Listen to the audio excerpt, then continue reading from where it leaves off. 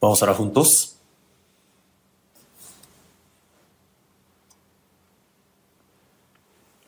Dios, nuestro Padre Santo y misericordioso, que nos amas.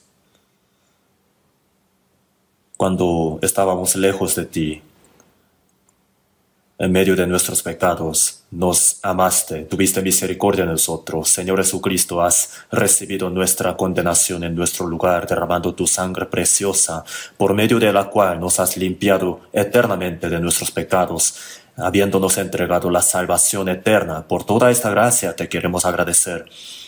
El resto de nuestra vida queremos vivir para tu evangelio, para tu gloria, para esta esperanza gloriosa. Para esto te pedimos que siempre estés con nosotros, ayudándonos.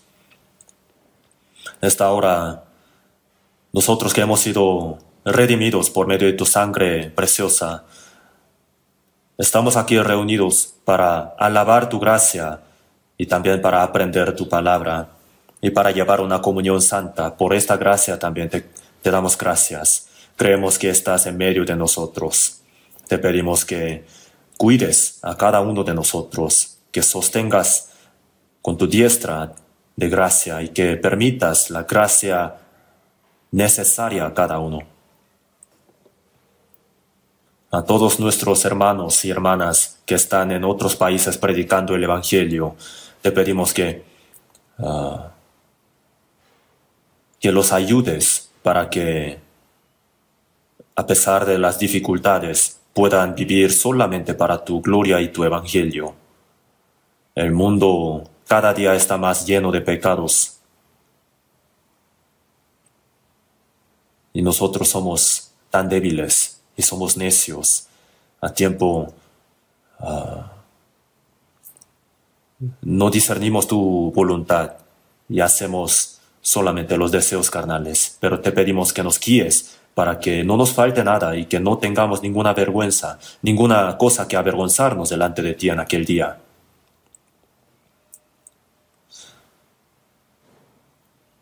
Te pedimos que nos permitas el poder del Espíritu Santo y la sabiduría. Y a todos los que estén delicados de salud, te pedimos que los ayudes, que sostengas, que le permitas la salud para que el resto del tiempo que le quedan puedan vivir haciendo tu voluntad, sirviéndote. Y también haznos entender lo que tenemos que saber. Permítenos la palabra necesaria, haznos entender tu voluntad. Renuévanos por medio de tu palabra y fortalécenos. En el nombre de nuestro Señor Jesús oramos. Amén. Vamos a buscar en la Biblia Mateo capítulo 22.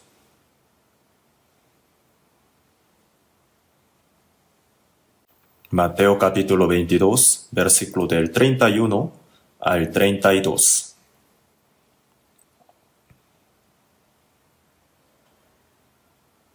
Mateo capítulo 22, versículo del 31. Vamos a leer. Pero respecto a la resurrección de los muertos, ¿no habéis leído lo que os fue dicho por Dios, cuando dijo: Yo soy el Dios de Abraham, el Dios de Isaac y el Dios de Jacob? Dios no es Dios de muertos, sino de vivos.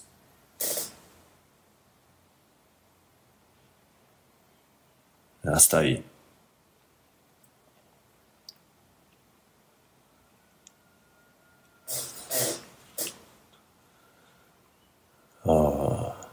La mayoría de los hermanos de nuestra iglesia, yo creo que ya han entendido la gracia de Dios y que han sido salvos.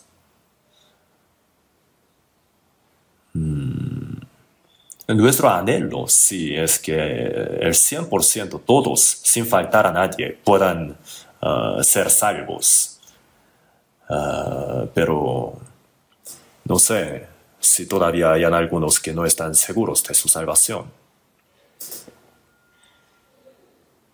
Si son de verdad salvos, entonces la evidencia de que son salvos se tiene que demostrar a través de la vida cristiana, así pensamos, ¿no? la venida del Señor está muy cerca. Todos lo saben, ¿no? Que el día de la venida del Señor está muy cerca, a través de la Biblia o a través de las profecías del Antiguo Testamento y el Nuevo Testamento. Tantas profecías, conforme a ellas, en nuestro tiempo se están cumpliendo todo. Es muy maravilloso. En este fin del mundo hemos sido salvos nosotros y antes de la venida del Señor tenemos que llevar nuestra vida cristiana teniendo esta fe concreta y la esperanza cierta de que le veremos al Señor de la segunda venida. Esto es algo maravilloso. No sé si todavía hayan algunos que no entiendan qué tan preciosa es la salvación que hemos recibido. En Hebreos 2:3 dice, una salvación tan grande. Los que no han recibido la salvación todavía les decimos, ¿no? A ellos tienen que recibir la salvación, pero dicen, pero estoy un poco ocupado, tengo cosas urgentes, entonces después recibiré la salvación. No entienden qué preciosa es la salvación, por eso lo dicen así, ¿verdad? La vida de la carne es preciosa, entonces cuando están enfermos, cuando tienen algún peligro, entonces se tratan de guardar su vida. Eso es, eso es algo normal, que esfuercen para guardar su vida. Pero en 100 años termina. Muy corta la vida de la carne, pero nuestra vida eterna nos da la vida eterna con el Señor. Entonces recibir la salvación, nacer de nuevo, obtener la vida eterna, ha sido hecho hijo de Dios. Todo significa lo mismo, ¿verdad? Entonces hemos recibido la vida eterna. Entonces, con este tema del vivo y el muerto, estamos aprendiendo la palabra y me gustaría seguir hablando de este tema. Por eso sigo, porque ya lo saben muy bien, ¿no? ¿Cuál es la diferencia entre el vivo y el muerto? Pues es... El muerto ya su vida se acabó. El vivo tiene cosas que hacer en este mundo. El muerto no puede hacer nada, no puede saber nada. Pero el vivo y el muerto que decimos nosotros, nos referimos a la vida espiritual, la vida de la eternidad. En este mundo hay animales que viven muy largo, ¿verdad? Algunos tipos, algunas especies de tortugas viven cientos de años. Sin embargo, en 2 de Pedro capítulo 2 dice, como animales irracionales nacidos para presa y destrucción. Y en Salmos 49, 20 dice, el hombre que está en honra y no entiende, semejante es a las bestias que perecen. Las bestias, los animales, no son honrosos, no tienen el espíritu. El animal, el hombre lo come o lo usa. En Génesis capítulo 1, versículo del 27 al 28 está escrito así, que Dios ha creado al hombre a la imagen de Dios, y las plantas, animales, todos fueron creados para el hombre. Y entonces, esta vida que hemos recibido, como los salvos, tenemos que siempre entender, tenemos que siempre tener en cuenta que somos vivos delante de Dios. Y al mirar a una persona no salva, tenemos que saber, esta persona está muerta. Entonces hay que separarse, hay que tener una diferencia muy marcada entre el vivo y el muerto. Entonces hoy es la cuarta vez que voy a hablar acerca de este tema, el vivo y el muerto. Los versículos que acabamos de leer, a Jesús se le acercaron los saduceos. En nuestro tiempo serían como los de herejes, ¿no? Herejía. Ellos decían que no existe tampoco el ángel, tampoco el espíritu. Jesús dio esta palabra para dar enseñanza a ellos, pero hablando de los ángeles y la resurrección, dijo, respecto a la resurrección de los muertos, Dios habló de esto, ¿no? ¿Cuándo? 1500 años antes de la venida de Jesús, Dios le había dicho a Moisés en Éxodo capítulo 3, versículo 6, Moisés, cuando estaba en Egipto, era el hijo adoptado de la princesa de Faraón, pero mató a un egipcio y huyó al desierto de Media, y ahí vivió 40 años en el desierto. Y se casó con una mujer, una hija de Jetro. Y entonces, pastoreando las ovejas de su suegro, vivió 40 años en el desierto. Y Dios apareció ante Moisés. Una zarza, ¿verdad? Estaba encendida. Y el árbol no se quemaba, entonces se le hizo un poco raro a Moisés, entonces se acercó. Y ahí escuchó la voz de Dios. Yo soy el Dios de tu padre, Dios de Abraham, Dios de Isaac, Dios de Jacob.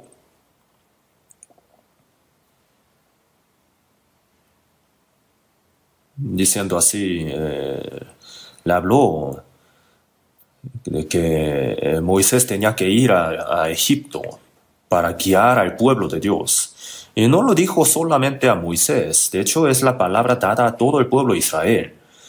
Por esa razón dijo, os fue dicho, Dios os ha dicho. Estas palabras escritas en la Biblia, que fueron escritas hace miles de años para el pueblo de Israel. Y también hay palabras que Jesús ha dicho. Jesús también vino hace 2000 años, más o menos, ¿verdad? Entonces, todas estas palabras escritas en la Biblia, entre ellas hay varias palabras para nosotros también, de nuestro tiempo, de ahora. Os fue dicho. ¿No habéis leído lo que os fue dicho por Dios cuando dijo, yo soy el Dios de Abraham, el Dios de Isaac y el Dios de Jacob? ¿Qué quiere decir esto? Dios no es Dios de muertos, sino de vivos. Al mirar este versículo se nos complica un poco entender, ¿verdad? El Dios de Abraham, el Dios de Isaac y el Dios de Jacob.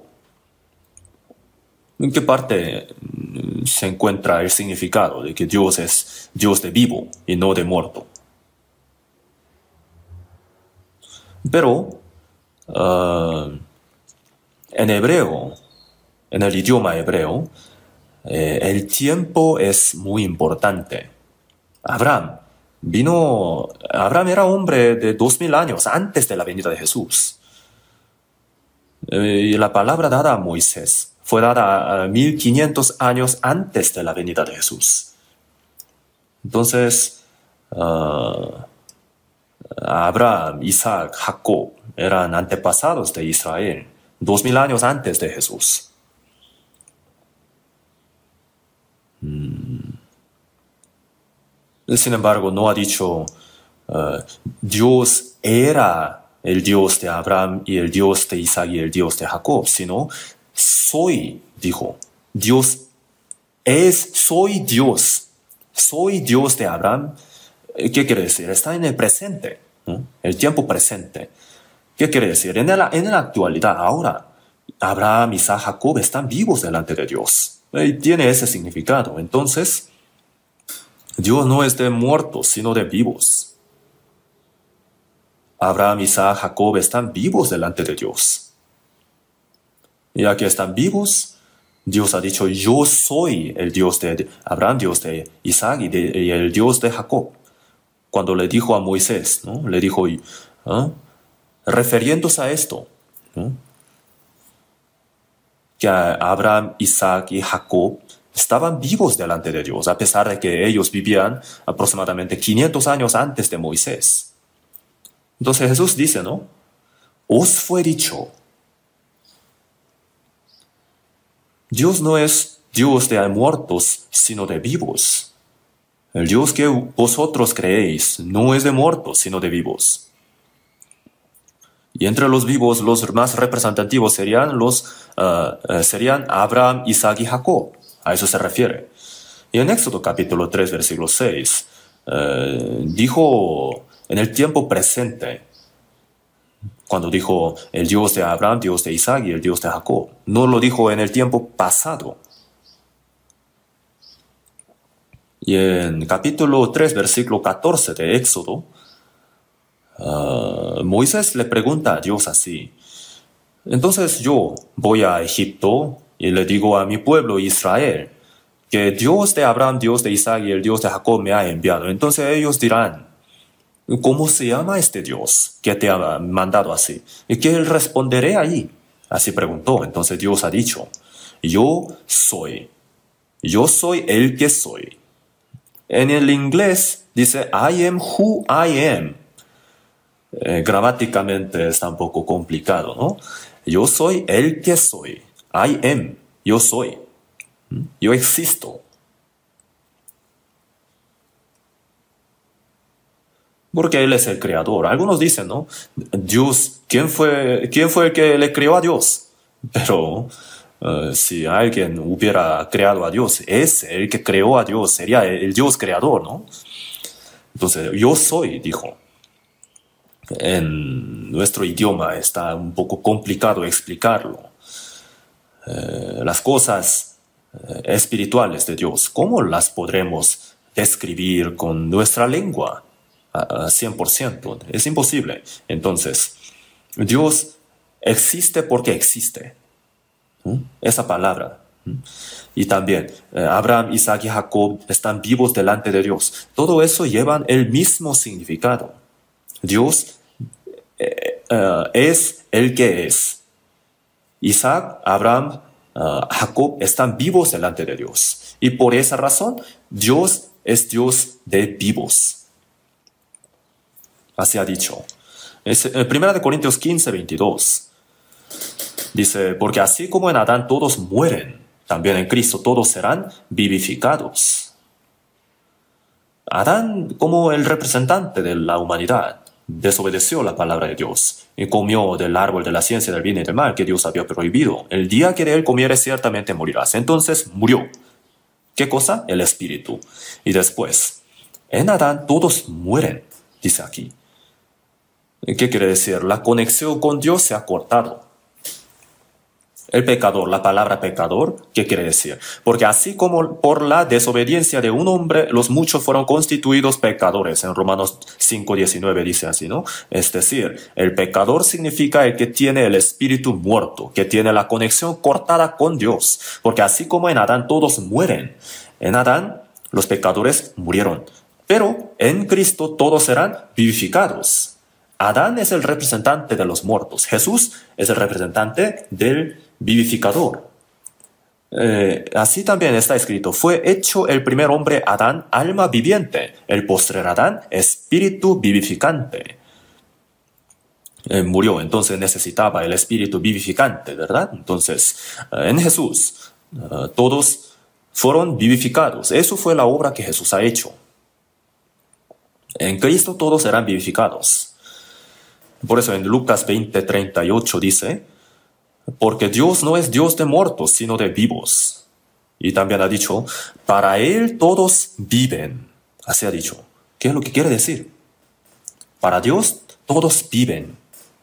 Todos en Adán están muertos, pero a través de Jesucristo, por medio de la gracia de Dios, si reciben la salvación, entonces son vivos delante de Dios.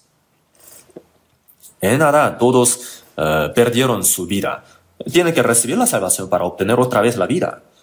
En un hombre todos fueron constituidos pecadores. Y en un hombre, Jesús, todos son justos. En Adán murieron. Y en Cristo tuvieron la vida. Así. Entonces en Cristo reciben la salvación. Y estos son los vivos. Vivos. Entonces,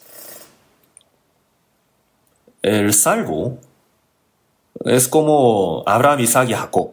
Es vivo. Dios es Dios de vivos. Y los no salvos son muertos. Y Dios no es Dios de los muertos. Ellos no le conocen a Dios. No tienen ninguna relación con Dios. Están muertos. No pertenecen a Dios, sino están bajo el maligno. Por esa razón, somos de Dios. Y todo el mundo está bajo el maligno, el diablo, ¿no? Entonces, Dios no es de ellos. El que no ha recibido la salvación dice Dios Padre, pero Dios no es su Padre. aunque se junten tantas personas para dar servicio, culto, para alabar, para orar, ellos no tienen ninguna relación con Dios. ¿Por qué? Porque están muertos. ¿Qué es lo que significa el vivo? En Adán murieron los hombres, pero en Cristo nacen de nuevo. Ahí son vivos. Y Dios es de ellos, de los vivos. Por eso en Mateo, capítulo 6, versículo 9, oraréis así: Padre nuestro que estás en los cielos. Padre nuestro que estás en los cielos. Ese Dios ha sido el mío, mi Padre, nuestro Padre ha sido Padre. Dios es Dios de vivos, el Padre de los vivos. Esto es algo muy importante. En Hebreos capítulo 11, versículo 1, ahí podemos ver que se habla de los antepasados de la fe, desde la época del Antiguo Testamento, que vivieron en la fe y que murieron.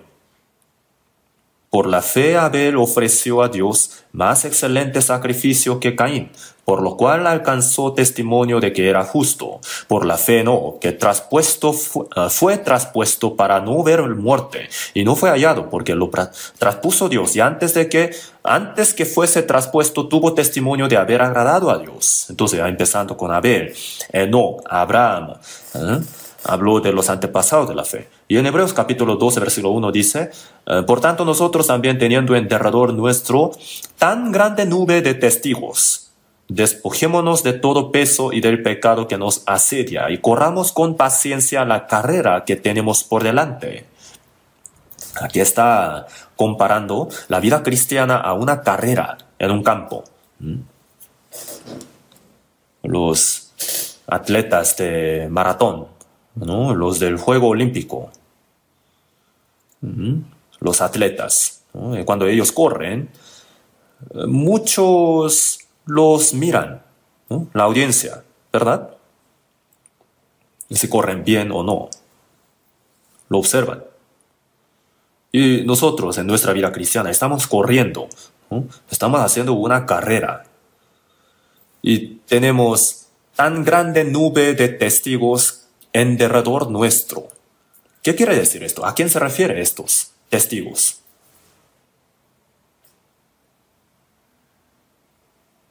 Todos los que murieron desde Adán, ¿no? Y que han recibido la salvación. Todos los santos salvos de la antigüedad, ¿no? No solamente del Antiguo Testamento, sino también los que han sido salvos después de Jesús. Todos ellos alrededor de nosotros nos están mirando como testigos. ¿Qué quiere decir? Están vivos ellos. Los muertos, ¿cómo nos podrán estar mirando? Todos los antepasados de la fe de la antigüedad, los que han sido salvos por medio de la fe, los que han vivido por la fe, todos ellos están vivos y están mirándonos. No solamente Dios nos está mirando, sino también todos los salvos nos están mirando. Y ellos son vivos delante de Dios. Entonces, estos vivos, ¿qué quiere decir? Si una vez ha recibido la salvación, entonces que su cuerpo esté vivo, esté muerto, es vivo delante de Dios. Abraham vivió 2000 años antes de Cristo y murió.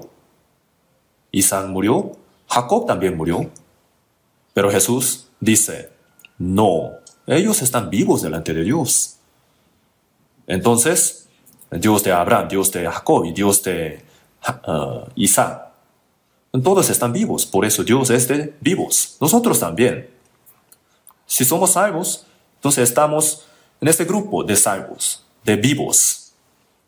Esto es algo muy importante. Entonces, en Efesios capítulo 2, versículo 1, dice: y Él os dio vida a vosotros cuando estabais muertos en vuestros delitos y pecados. Al recibir la salvación, nuestro espíritu que estaba muerto por nuestros delitos y pecados, vivió de nuevo. En Efesios 2, 5 dice: aun estando nosotros muertos en pecados, nos dio vida juntamente con Cristo. Por gracia sois salvos. Por la gracia hemos sido vivificados en Cristo. Jesús, cuando murió, nos ha perdonado nuestros pecados, y al resucitar, por la vida de la resurrección nos ha vivificado. Entonces, somos vivos, como Abraham, Isaac y Jacob. O como Dios está vivo. Nosotros también somos vivos. Así está escrito en la Biblia. Vivos, vivos. Vivos para siempre. En Juan capítulo 10, versículo 28 dice, y les doy vida eterna y no perecerán jamás, y ni nadie las arrebatará de mi mano. La vida eterna es, literalmente, es vida eterna. Ser perdonado de los pecados, ser salvo, nacer de nuevo, obtener la vida eterna, ser hecho hijo de Dios. ¿Todo lo que quiere decir? Vivir para siempre. Dios es eterno, entonces su Hijo también es eterno. El que ha recibido la vida de Dios tiene la vida eterna. Por eso dice, y yo les doy vida eterna. Algunas personas dicen, los salvos también si viven mal, entonces van al infierno. Pues en la Biblia hay versículos similares que al parecer dicen así, pero está equivocado. No se refiere a eso. Los salvos son hijos de Dios, ciertamente. Y el Hijo de Dios jamás vuelve a perecer. Los del pueblo de Israel, los descendientes de Abraham, los del pueblo de Israel, son el pueblo escogido de Dios, ¿verdad? Ellos, aunque hayan rechazado a Cristo, y por causa de ese pecado haya sido esparcido entre toda parte del mundo durante 2000 años, siendo masacrado donde quiera que iban, a través de eso Dios ha mostrado qué tan grave es el pecado de rechazar a Cristo. Pero sin embargo, ellos son hijos de Dios, o sea, pueblo de Dios. Eso no cambia. El pueblo de Dios es el pueblo de Dios. Por eso Dios lo castigó. Y por ser pueblo de Dios, lo restaura también. Entonces, después de 2000 años, el pueblo de Israel se independizó y está venciendo, está ganando contra esa potencia tan fuerte de árabes, ¿no? Entonces, los musulmanes que creen en un Dios que no existe, que Alá, ¿no? Como si fuera Dios. Los musulmanes están peleando contra los judíos, los del pueblo de Israel. ¿Quién gana? Dios gana. Dios le va a dar la victoria al pueblo de Israel. Goliat era gigante, ¿no?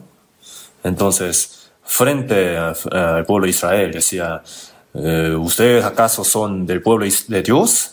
¿No? Salgan a pelear conmigo. Entonces los judíos estaban temblando. Y David dijo, ese perro está blasfemando contra Dios, el nombre de Dios. Lo voy a matar, dijo. Y preparó la onda, ¿verdad? Sí. Con eso tiraba piedras, ¿no? Y así pegaba al objeto. Así se usaba como arma también en aquel tiempo. La onda. Entonces David, cuando guardaba sus ovejas, entonces usaba la onda para pelear contra los lobos o osos. Entonces, en el arroyo preparó 5 piedras. ¿Por qué 5? Tenía 5 hermanos en total, Goliat. Entonces, aunque todos salieran, ¿no? Una piedra por persona, así, ¿no? Goliat era grande, gigante, y David era un joven, un niño, pastor de ovejas, ¿no? Salió a pelear. Entonces Goliat habrá dicho, ¿no? Oye, bebé, ¿a qué vienes? Voy a pelear contigo. Ah, ese niño no sabe nada, ¿eh? No hubo ningún otro valiente y ahora viene un niño a pelear conmigo. Te voy a despedazar, te voy a dar como comida para las aves. Y David dijo, ¿no? Tú vienes a mí con espada y lanza y jabalina, mas yo vengo a ti en el nombre de Jehová, de los ejércitos, el Dios de los escuadrones de Israel, a quien tú has provocado. Dios pelea. A eso se refiere, ¿no? Entonces tiró la piedra y la piedra la tiró David, pero ¿quién la manejó? ¿Quién la condujo? Dios. Pegó directamente a la frente de Goliat. Aunque era gigante, con una piedra enterrada en su frente, ¿qué podrá hacer? Desfalleció. Y David entonces corrió y sacó la espada de Goliat y con cortó la cabeza de Goliat. David es la sombra de Jesús. Goliat es la sombra del diablo. La victoria de David fue la victoria de Israel. Entonces, el pueblo de Israel, sea lo que sea, pase lo que pase, son el pueblo de Dios para testificar de Dios. Su prosperidad y su destrucción, su restauración, todo eso demuestra quién es Dios. El pueblo de Israel fue destruido por causa de rechazar a Cristo, pero Dios no ha muerto. Para demostrar eso, Dios restauró al pueblo de Israel, para demostrarlo ante todo el mundo. Esta vez jamás atacó de repente a Israel, ¿no? Miles de misiles, ¿no? Lanzó, ¿verdad? Como una lluvia. Habrán pensado que en un rato podrían desaparecer todo. Israel es pequeño, por eso. ¿Sí o no? En total son como 6 millones, 8 millones aproximadamente sus habitantes, los judíos de la tierra de Israel. Entonces, hace mucho tiempo, Nacer de Egipto, en la tercera guerra del Oriente Medio, dijo así: voy a raer todos los judíos de la tierra de Israel al mar Mediterráneo. Go to hell, Zionist, así decía. Al infierno, los sionistas. Entonces, los 14 países se hicieron aliados para desaparecer, para destruir al pueblo de Israel. Pero en 6 días, Nacer se rindió. Los árabes tuvieron perdieron feo. 14 países, 120 millones de personas. Y los judíos de aquel tiempo, 2.250.000 solamente. En Josué capítulo 23 dijo: un varón de vosotros perseguirá a 1.000, porque Jehová vuestro Dios es quien pelea por vosotros, como él os dijo. Entonces, esta vez, ¿por qué el pueblo de Israel ha recibido tanto daño? Hay una razón. Cerca de la zona Gaza hay un rancho, kibbutz, de Israel. Yo he ido 3 veces a Israel. He conocido kibbutz. Es como una granja. Viven bien. Ellos son como pioneros, ¿no? Los que cambiaron ese desierto en tierra tan fértil. Ellos estaban haciendo una fiesta y tenían como ídolos. Ellos estaban bailando como si... como los del pueblo de Israel que salieron de la tierra de Egipto cuando estaban en el desierto, mientras Moisés estaba en el monte para recibir los 10 mandamientos. Ellos decían: haznos dioses que vayan delante de nosotros, porque a este Moisés, el varón que nos sacó de la tierra de Egipto, no sabemos qué le haya acontecido. Entonces ellos hicieron el becerro de oro delante de esa estatua. Ellos estaban tomando, comiendo y bailando, saltando, ¿no? Entonces ellos siempre traicionaban a Dios, adoraban a Baal o a Asera haciendo sus estatuas, ¿no? Hasta pusieron su estatua en el templo de Dios para adorarla, ¿no? Entonces Dios cada vez les castigaba. Cuando he ido a Israel, ¿no? En el año 2002, fue la tercera vez que fui ahí. No son muchos los salvos ahí. Fui ahí para predicar la palabra en un hotel, ¿no? Cerca del mar Galilea, con 40 personas, 20 pastores judíos y 20 esposas, ¿no? Di un seminario de la Biblia, un par de días. Y los judíos no todos son creyentes de Jesús, ¿no? Y al creer en Jesús no siempre reciben la salvación. Tampoco entendían la eterna redención. Ellos eran como los pentecostales, que brincan, que saltan, así, ¿no? Okay. Entonces, sí, deben haber algunos salvos, pero al hablar de la vida eterna, al hablar de la eterna redención, se sorprendieron mucho. Entonces, entre los judíos se independizaron, pero son pocos los que creen en Cristo. Y judaísmo todavía es muy fuerte. Los de judaísmo mataron a Jesús, ¿verdad? Ellos fueron los que mataban a los apóstoles y los ¿no? perseguían. Ahora también, judaísmo tiene una potencia, un poder muy fuerte, político. y tratan de matar a los creyentes de Jesús. Aún todavía. Pero ¿por qué Dios le ayuda a Israel? Un poco raro, ¿no? En la época del Antiguo Testamento, el pueblo de Israel, cada vez que pecaba, Dios levantaba a otros países para ¿no? golpear al pueblo de Israel, pero después lo restauraba, ¿no? Cuando se arrepentía, entonces ¿no? Dios lo restauraba. Pero si se destruyera para siempre, entonces todo el mundo diría que Dios está muerto. Entonces, para el nombre de Dios, Dios lo restauraba. Y ahora también, que todos los judíos están regresando a la tierra de Israel. Eso no lo está haciendo Dios por sentir la misericordia, sino por el nombre santo de Dios. Tenemos que pensar en esto. Los judíos que idolatren o que crean en Jesús o no. Entre los judíos hay personas ateas también que dicen que Dios no existe. ¿Por qué razón? Porque durante la Segunda Guerra Mundial, ¿no? 6 millones fueron masacrados. Ellos oraban tanto, pero Dios dejó que 6 millones fueran masacrados. Entonces, al ver eso, me doy cuenta que Dios no existe. No creo en Dios, así dicen. Y así, ¿no? Los antepasados mataron a Jesús y por eso ellos recibieron esa sangre. Su sangre sea sobre nosotros y sobre nuestros hijos. Ellos no saben de esa parte, por eso dicen así, ¿no? De todos modos, el pueblo de Israel sigue siendo el pueblo de Dios. Hasta ahí está bien. Pero aún todavía no creen en Cristo.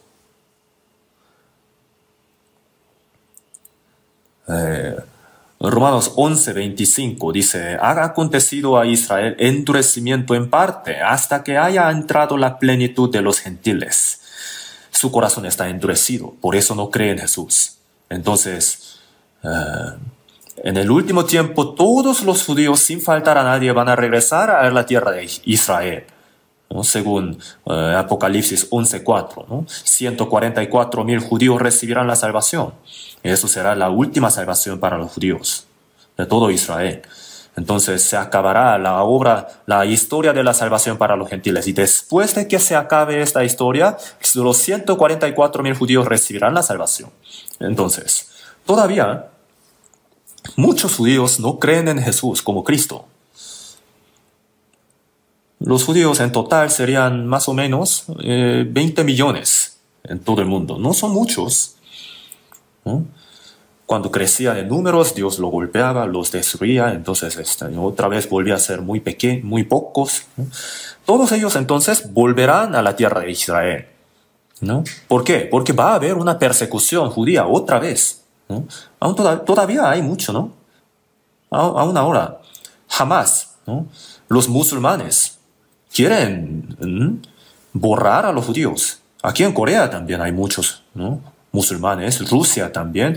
Entonces va a haber un movimiento para perseguir a los judíos. Por esa razón, aunque no quieran, los judíos van a tener que volver a la tierra de Israel, como lo dice en la Biblia, sin dejar allí a ninguno de ellos, según Ezequiel 39. Y antes de regresar a su tierra, van a hacer un trato, un pacto de paz del Oriente Medio, como lo dice en Daniel capítulo 9, versículo 27. Y por otra semana confirmará el pacto con muchos. Los 7 años de paz es paz falsa. Y antes de eso, el Señor vendrá. Entonces miren ustedes, miren con cuidado. En el Oriente Medio hay una guerra y va a ser, parece que va a haber un caos. Y en todo el mundo va a haber caos. Y la guerra en el Oriente Medio no es algo ajeno. No es así. La economía de todo el mundo va a caer. ¿Por qué? Porque ahora también el petróleo que entra a Corea viene a través del estrecho de Hormuz, de Irán, ¿no? El 70% del petróleo importado viene a través de ahí, ¿no? Pero si lo cierran, entonces va a haber una crisis de petróleo.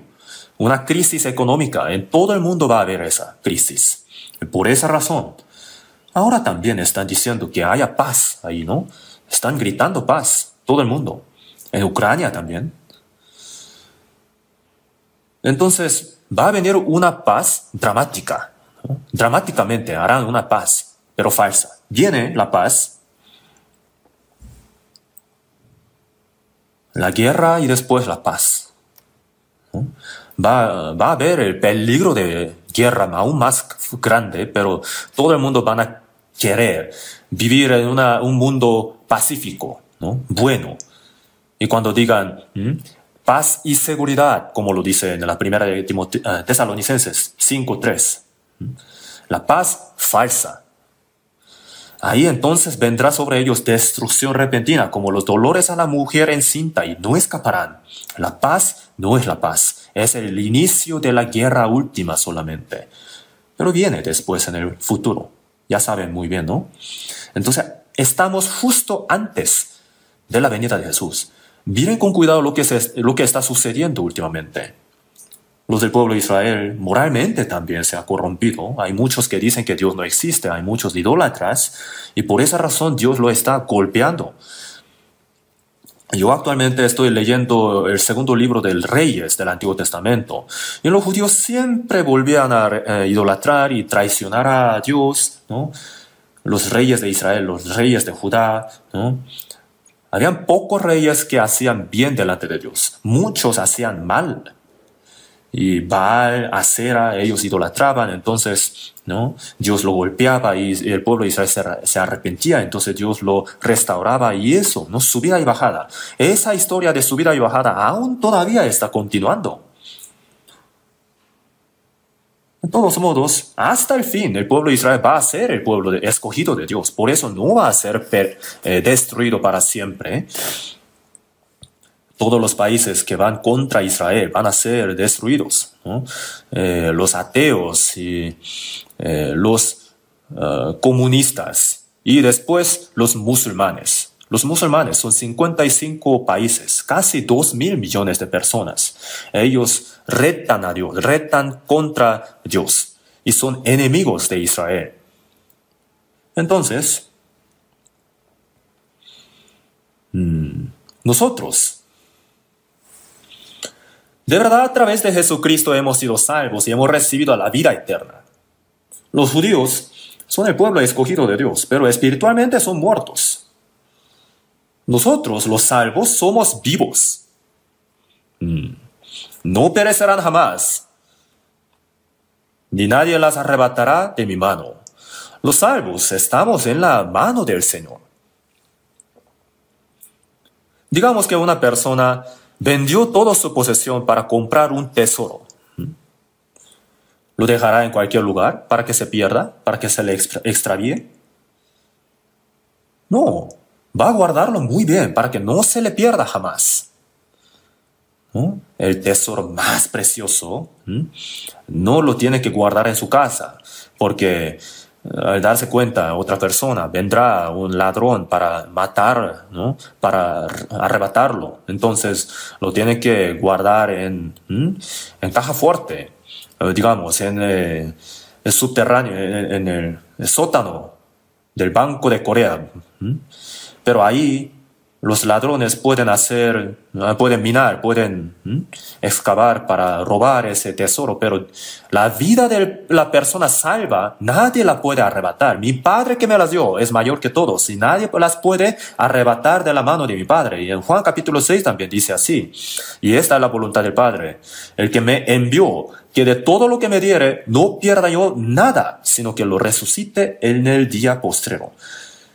De todo lo que me diera, no pierda yo nada. Los salvos, ni uno de los salvos será perdido. Somos vivos para siempre, vivos. En la mano de mi Padre, en la mano del Señor. Tenemos doble, triple protección. ¿Por qué les doy énfasis en esto una y otra vez? Tenemos que pensar qué tan maravilloso es el hecho de que somos salvos. Entre las obras que Dios hace, ¿no? Dios no puede hacer una obra más grande que esta obra que ya ha hecho a través de su Hijo, ¿no? Que lo ha sacrificado a su Hijo unigénito para perdonar nuestros pecados, para salvarnos, para hacernos hijos de Dios, para darnos la entrada al cielo eterno, para darnos la gloria de Dios. Jesús no muere para los ángeles. Los ángeles no pueden ser los hijos de Dios.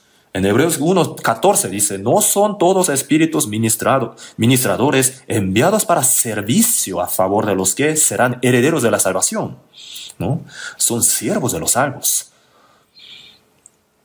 Entonces, la salvación la hemos recibido gratis, sin nuestra obra, pero no la tiene que tratar, ¿no?, ligeramente, ¿eh? ¿Por qué nos da gratis? Porque nadie la puede pagar. No hay nadie que pueda ganar la salvación a través de buenas obras. Tampoco por su dinero, ¿no? Con todo el dinero de este mundo no puede comprar ni siquiera un alma.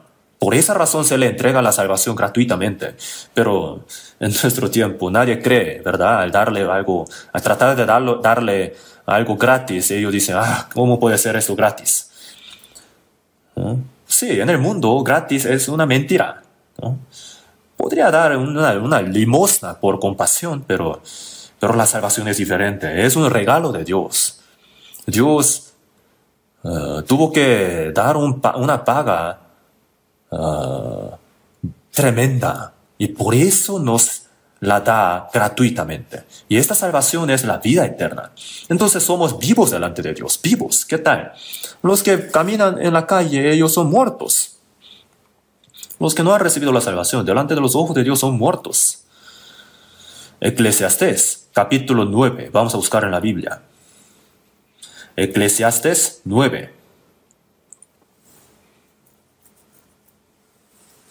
9:4. Eclesiastés capítulo 9, versículo 4. Leamos juntos. Aún hay esperanza para todo aquel que está entre los vivos, porque mejor es perro vivo que león muerto. Aún hay esperanza para todo aquel que está entre los vivos. Entre los vivos. Aquel que está entre los vivos, ¿qué quiere decir? Dios es vivo. Los salvos somos vivos en la vida de Dios. Los salvos, entonces, estamos en la comunión con Dios y con Jesucristo. Estamos en el grupo de los vivos. Estamos en la comunión de los vivos. Aún hay esperanza para todo aquel que está en los vivos. Entre los vivos. Vivos, dice aquí. ¿No? En la gracia de Dios. En 1 Corintios 1:9 dice: Fiel es Dios, por el cual fuiste llamados a la comunión con su Hijo Jesucristo nuestro Señor. Los salvos estamos en la comunión con el Señor. Comunión. Anteayer fui al centro, el río Han. Había muchas aves, muchos pájaros, aves, ¿no?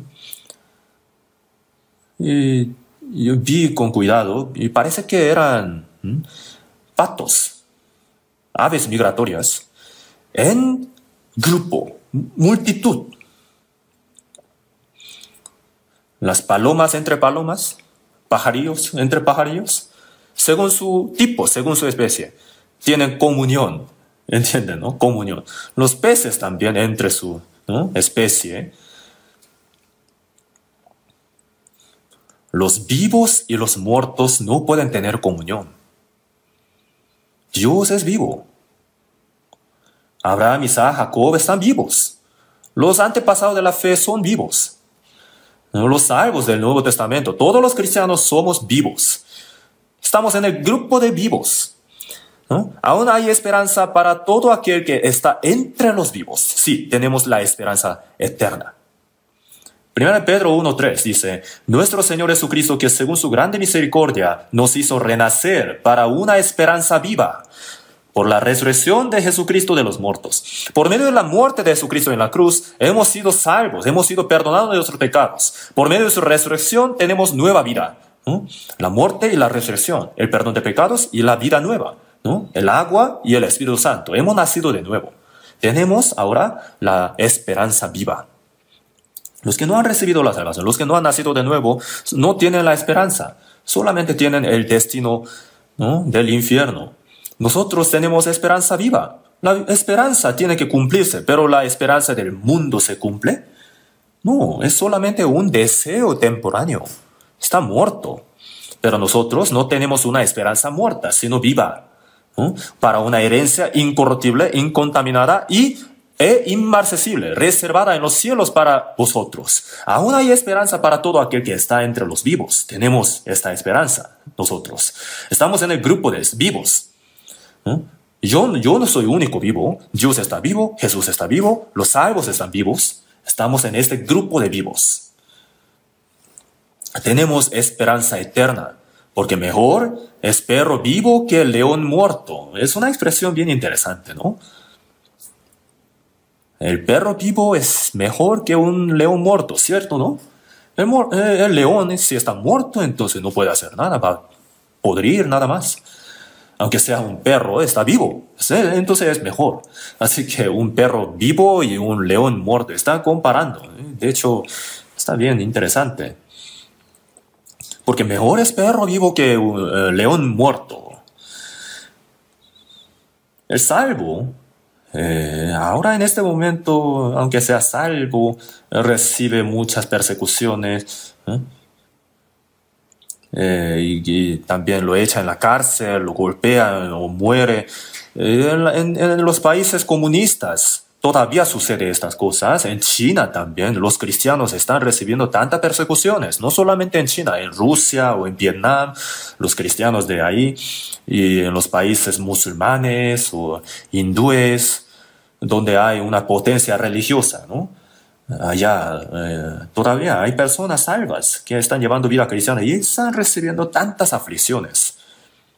Pero nosotros, por creer en Jesús, recibimos tantas persecuciones. No hay tantas aflicciones por creer en Jesús, no nos humillan tanto, pero los salvos de la iglesia primitiva se sacrificaban completamente para el Evangelio. Eran perseguidos, eran afligidos, y sufrían pobreza. Y delante de los ojos de la gente, eran muy miserables.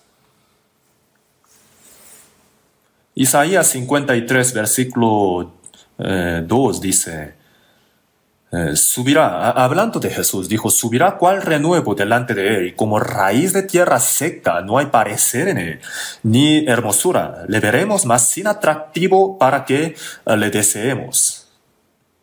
Las pinturas de Jesús.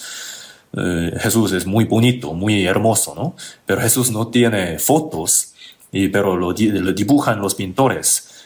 Y lo dibujan muy puro y muy guapo, muy atractivo. Pero ¿qué dice la Biblia? Como raíz de tierra seca. La raíz de tierra seca no tiene parecer, no tiene una apariencia hermosa, ¿no? Le veremos, mas sin atractivo para que le deseemos. Sin atractivo para que le deseemos, dice en la Biblia. Imagínense. Despreciado y desechado entre los hombres, varón de dolores, experimentado en quebranto, y como que escondimos de él el rostro, fue menospreciado y no lo estimamos. Aún los judíos hicieron eso. Quien cuando le maldecía no respondía con maldición, cuando padecía no amenazaba. El que no tenía ningún pecado, ¿no? Fue condenado a la muerte, pero no se excusó para nada, ¿no? No tenía ningún pecado, pero él no decía, ¿por qué me matan así? ¿No? Le escupía y le golpeaban, bofeteaban los soldados romanos, le golpeaban con palos a su cabeza, decían, ¿no? Maldiciones, pero Jesús se cayó y fue el Creador, el Señor de la vida, el Rey de Reyes. ¿Sí o no?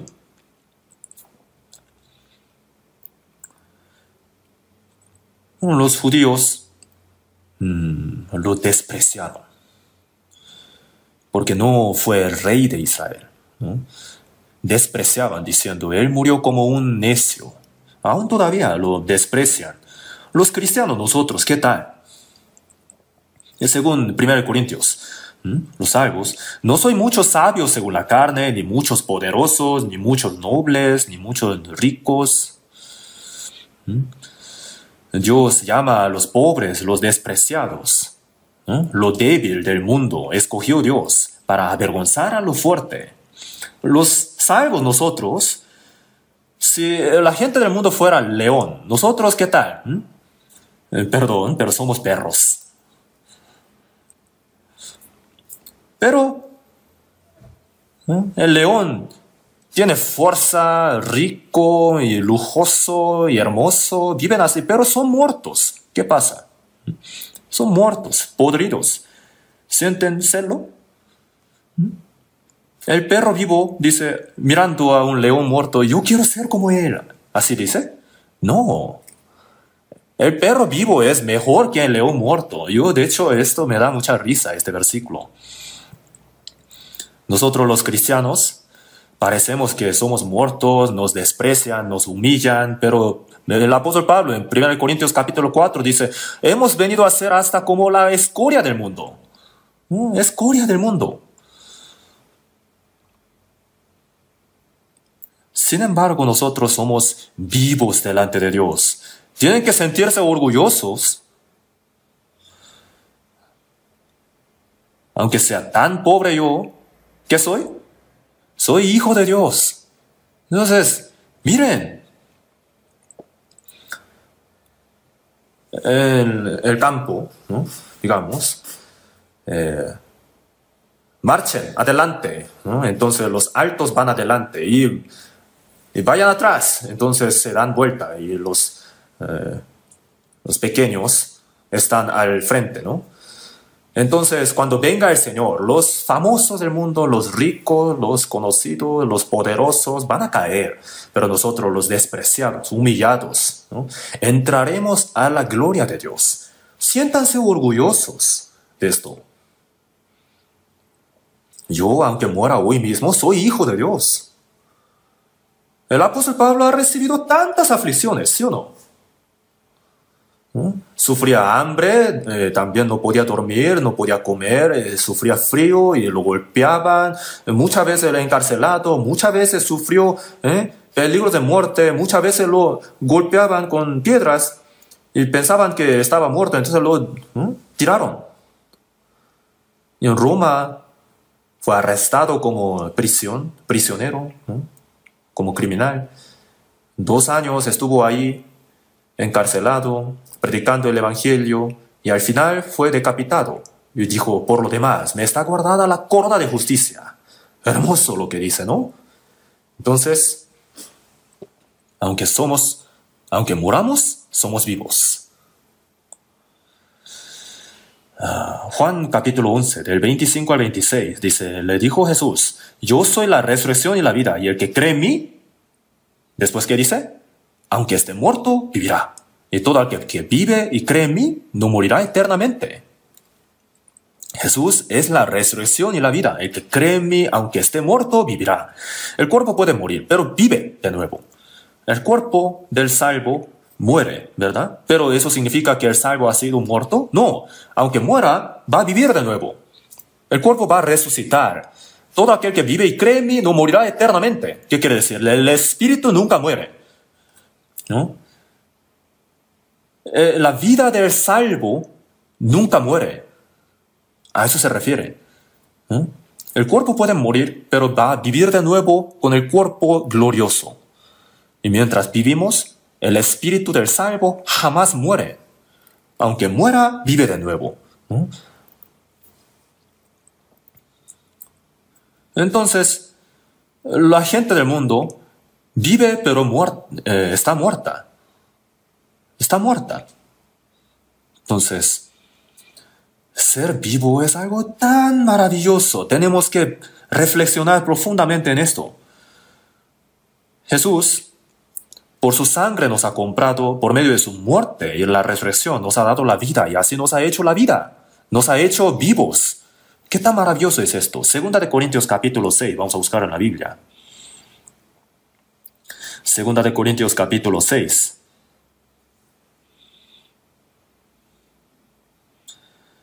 Versículos 9 y 10. 9 y 10. Despacio leamos juntos. Como desconocidos, pero bien conocidos, como moribundos, mas he aquí vivimos, como castigados, mas no muertos, como entristecidos, mas siempre gozosos, como pobres, mas enriquecido a muchos, como no teniendo nada, mas poseyéndolo todo. A los salvos dicen, qué raros son ellos, los salvos. Desconocidos, pero bien conocidos. No tenemos nombre, ¿verdad? No somos muertos, perdón, no somos famosos.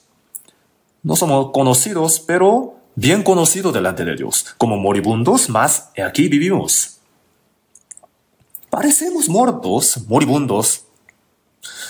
La gente del mundo dice, qué pobrecitos ellos. Así yo no puedo vivir. Esa no es vida, ¿no? Pero miren en el futuro, ¿qué será? ¿Cómo será? Como moribundos, más aquí vivimos. Somos vivos. Eternamente somos vivos.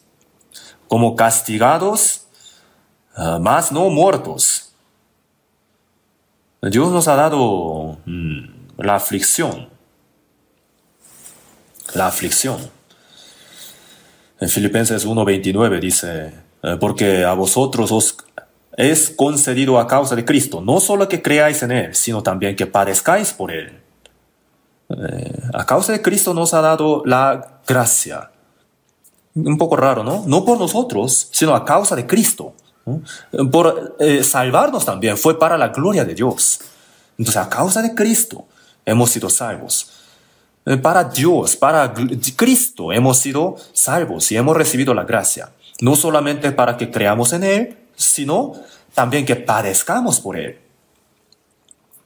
El salvo, entonces, el Señor murió en la cruz, recibió la aflicción y así nos ha salvado. Pero el Señor, ¿saben qué dice a nosotros? Yo he muerto para ti, ¿tú morirás para mí? ¿Recibirás aflicción para mí? ¿Qué responderán ustedes? El apóstol Pablo dice, no solo que creáis en Él, no solo creáis y recibáis la salvación, sino también que padezcáis por Él. El Señor quiere que padezcamos por Él. Nos permite aflicciones. ¿Por qué? Porque en las aflicciones nuestra fe es entrenada. A través de las aflicciones podemos entender más al Señor. Hebreos 5:8 dice, y aunque era hijo, por lo que padeció, aprendió la obediencia, y habiendo sido perfeccionado. Jesús también, por medio de las aflicciones, aprendió la obediencia para ser perfeccionado. En el servicio militar, para ser un soldado muy fuerte, no tiene que pasar por mucho entrenamiento. No puede estar viviendo lujoso, ¿no? En comodidad y cantando nada más. Así uno puede aprender a pelear en la guerra. No. Tiene que pasar por momentos difíciles y entrenamientos muy severos para ser un soldado bien fuerte, que pueda sobrepasar cualquier tipo de dificultad. Dios entonces, para entrenarnos, nos permite la aflicción. Tenemos que saber esto, tenemos que disfrutar las aflicciones, los cristianos. Tenemos que disfrutarlas. Disfrutar. Pero no me gusta. Al ver una aflicción hay que decir así, ha llegado lo que tenía que llegar, para darnos algo mejor, para entrenarnos. Y el hecho de que somos afligidos es para recibir mayor alabanza, mayor recompensa delante del Señor. Para eso nos permite aflicciones. Entonces, la aflicción para los cristianos salvos es algo muy buena, algo muy bueno. No os sorprendáis del fuego de prueba que os ha sobrevenido, como si alguna cosa extraña os aconteciese, sino gozaos por cuanto sois participantes de los padecimientos de Cristo. Entonces, ¿qué significa? Como castigados más no muertos. Se refiere a la aflicción. Algunos dicen, cristianos reciben tantas aflicciones, entonces, ¿qué pecado habrán cometido? Sí. Pueden ser castigados por pecado, pero aunque no cometan pecados, pueden recibir así. Jesús fue castigado, ¿no? De nuestra paz fue sobre él. El castigo de nuestra paz fue sobre él. Por nuestro pecado Jesús recibió el castigo. El apóstol Pablo, ¿cuántas aflicciones recibió? Hablando de la carne, ¿no? El apóstol Pablo, ¿por cuántos pecados? ¿No? ¿Qué pecado habrá cometido el apóstol Pablo para ser afligido así? ¿El apóstol Pablo cometía pecado? Hasta el momento de morir decapitado ante el Señor, no cometía pecados, ¿no? Sed imitadores de mí, y así como yo de Cristo. Yo traigo en mi cuerpo las marcas del Señor Jesús. Sed imitadores de mí. Así decía, ¿no?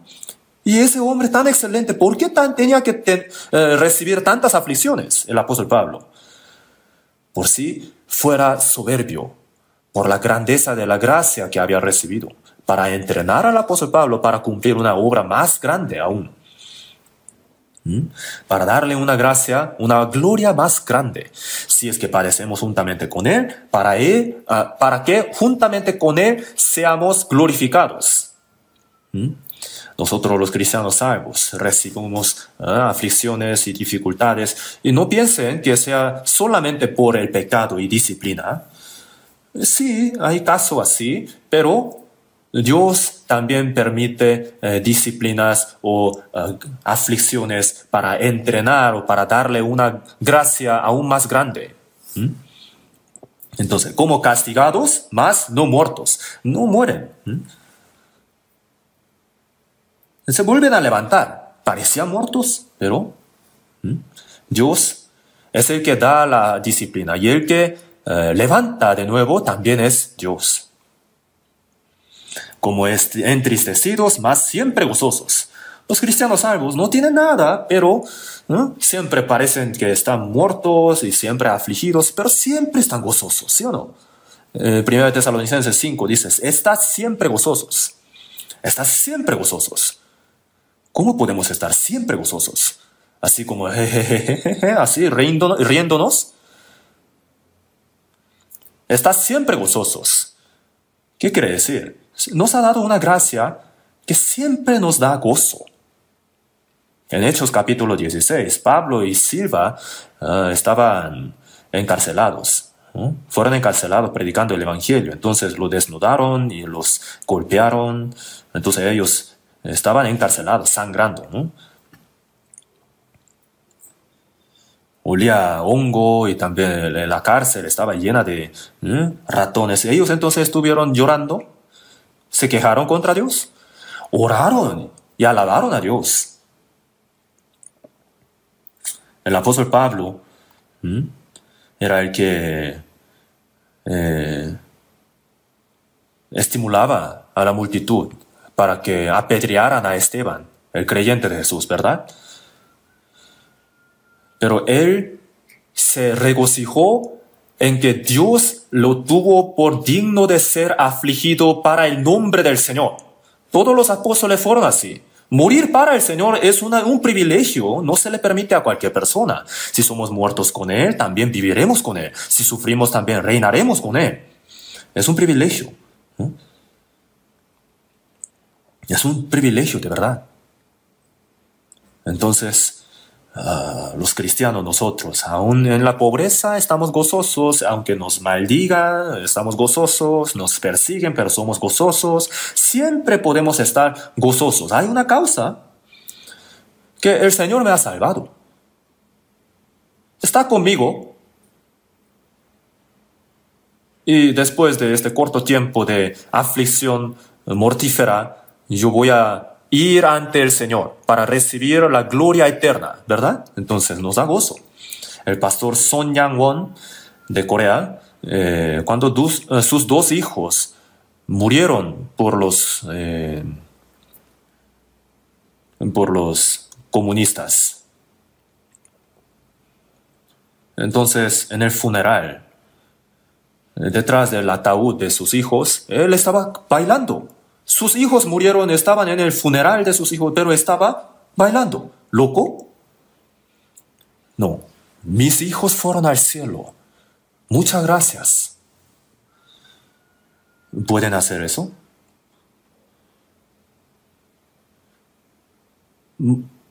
Si son salvos y llevan vida cristiana y mueren, van a recibir una bendición muy grande. Bienaventurados de aquí en adelante los muertos que mueren en el Señor. ¿No? Sí, dice el Espíritu, descansarán de sus trabajos. Las aflicciones, sufrimientos de la tierra se acaban y van a entrar en la gloria. Entonces, ¿qué tan gozoso es eso? ¿Para qué llorar? Para esa persona. Sí, por despedirnos por un poco de tiempo, sí podemos llorar un poco, pero igual como Esteban, cuando él murió, los salvos lloraron un poco, porque por un poco de tiempo no podían ver a Esteban. Los cristianos salvos, cuando fallecen de repente, al preguntarle, ¿qué nos dirán? Al fin mi sufrimiento se acaba y voy a descansar en paz en el Señor. Salmo 116 dice, estimada es a los ojos de Jehová la muerte de los salvos, de sus santos. La muerte de los salvos es estimada a los ojos de Dios. Tienen bendición los que mueren en el Señor. ¿No? Si son salvos y llevan vida cristiana y así van al Señor, es la mayor bendición. No tienen que ser débiles. Lo siento, no tenemos que ser débiles. Como salvos, gozosos y agradecidos. Tenemos que vivir. Entonces, entristecidos, más siempre gozosos. Como pobres, más enriqueciendo a muchos. Como pobres, enriqueciendo a muchos. Nosotros, cristianos, vivimos así. No tratamos de tomar préstamos solamente. Podemos dar a otros. Tenemos ese deseo, porque hay muchos más pobres que nosotros. Para salvar el alma de otras personas. Es una bendición, ¿verdad? Así enriquecemos al espíritu de otros. Como pobres, más enriqueciendo a muchos. Enriqueciendo a muchos. Esta palabra, en Lucas 6:38, dice, dad, y se os, ¿después qué dice? Dará. Si doy, Dios me da. ¿Cómo me da? Medida buena, apretada, remecida y rebosando darán en vuestro regazo. Esa palabra de verdad es muy interesante. Lucas 6:38, dad y se os dará. ¿Cómo? Al tomar la medida, ¿no? Si sacude un poco, entra un poco más, ¿verdad? Apretada, remecida y rebosando. Como un montón, así. Darán en vuestro regazo, en los brazos, ¿verdad? Si pueden creer en esa palabra, tienen que vivir así. ¿No? Uno quiere recibir solamente y siempre será pobre. En el extranjero también, en otros países. Las iglesias, aunque sean pobres, ¿no? En lugar de recibir ayuda, se esfuerzan mucho para ayudar a los demás. Entonces esas iglesias se ponen ricas. Pero los que quieren recibir solamente van a ser pobres. Los que quieren dar a los demás, ¿no? Dios les dará en abundancia. Yo a 100% creo en esa palabra. No sé si 100%, ¿no? Pero yo puedo creer en esta palabra. Es una promesa del Señor. Mas buscad primeramente el reino de Dios y su justicia, y todas estas cosas os serán añadidas. Si yo vivo para el Señor me da mi necesidad. Es la promesa del Señor. Si creo, será conforme a mi fe. Como no teniendo nada, mas poseyéndolo todo. Dios lo tiene todo.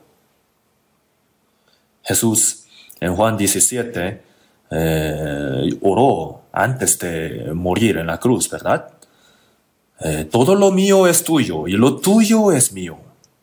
El mío es tuyo y tuyo es el mío.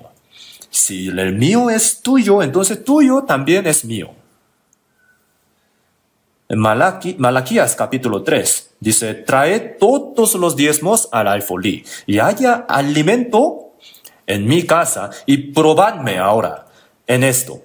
Dice Jehová de los ejércitos, si no os abriré las ventanas de los cielos y derramaré sobre vosotros bendición hasta que sobreabunde. Probadme, dice aquí. Es la única parte donde dice así, en toda la Biblia. Dadle el 10% y probadle. ¿Qué cosa? Si el Señor les da también o no. Pero hay que tener bastante cuidado con esto. El 10% es de Dios, pero el 90% es mío. Eso no está bien. No es así. El significado del diezmo no es así. El diezmo, el 10 significa el 100%, el todo, ¿verdad? Todo es de Dios. Y la señal de reconocer que todo viene de Dios es darle el 10%. Entonces, no solamente el 10%, sino también con todo lo que tengo. Si soy realmente creyente de Dios, tengo que usarlo todo para la voluntad de Dios, ¿no? Así reconociendo que todo viene de Dios. Entonces Dios me dará toda la necesidad y me derramará sobre nosotros bendición hasta que sobreabunde. Cada momento. Entonces, todos los diezmos, el diezmo entero, si le damos a Dios para predicar el Evangelio, pero los escases, ellos no podrán recibir la ayuda de Dios, no pueden vivir sin la ayuda de Dios. Hay que pensar así. Nuestro espíritu y nuestra carne también, sin la ayuda de Dios, no podemos vivir. Pero ahí tenemos esta promesa. Tanto en el Antiguo Testamento como en el Nuevo Testamento pasa lo mismo.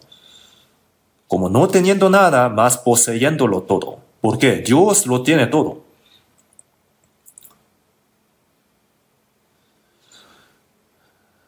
Y no nos da para que lo tengamos así acumulado, sino cada momento nos da lo necesario. Como lo dice en Proverbios, ¿no? No me des pobreza ni riquezas, manténme del pan necesario. No sea que me sacie y te niegue y diga quién es Jehová, o que siendo pobre hurte y blasfeme el nombre de mi Dios. Por eso, dice, no me des pobreza ni riquezas, manténme del pan necesario, adecuadamente. Y por eso, en 1 Timoteo 6, el apóstol Pablo también ha dicho, así que teniendo sustento y abrigo, estemos contentos con esto. Los cristianos, no sean codiciosos. No sean codiciosos. Si tienen algo, que lo den para el Señor. No tienen que considerarlo como lo suyo. ¿De dónde viene todo eso? Del Señor. Hemos nacido desnudos en el mundo. La salvación la hemos recibido de Dios. Todo lo que tengo viene de Dios. ¿Dónde hay el mío? Hay que reconocer lo del Señor como lo del Señor, para entregarlo al Señor, ¿sí? Pero si yo considero lo que viene del Señor como si fuera lo mío, entonces es como el hurto, es como robar las cosas del Señor. Por eso en Malaquías 3:9 dice, maldito soy con maldición, porque vosotros, la nación toda, me habéis robado. Entonces el pueblo de Israel decía, ¿en qué te hemos robado? En vuestros diezmos y ofrendas. Por eso, maldito soy con maldición. Si uno obedece a Dios, entonces recibe la bendición. Si desobedece, en lugar de la bendición, puede recibir la maldición. Es una palabra aterradora. La salvación hemos recibido por la gracia de Dios, pero por nuestras obras el Señor nos va a pagar. Y por eso,